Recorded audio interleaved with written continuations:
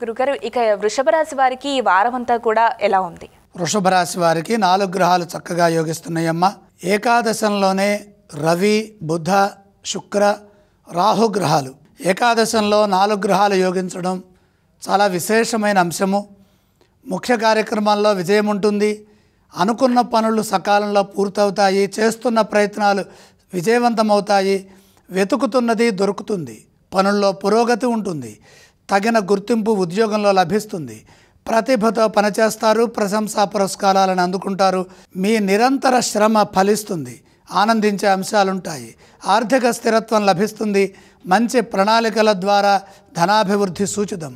పెట్టుబడుల విషయంలో సమయానుకూలంగా వ్యవహరించండి. ఏకాగ్రతతో పనిచేస్తే ఎటువంటి ఇబ్బంది ఉండదు. తగినంత ప్రోత్సాహము కూడా ఉంటుంది. వ్యాపార ప్రయత్నాలు ఊపందుకుంటాయి. వ్యాపారంలో విశేషమైన లాభాలుంటాయి.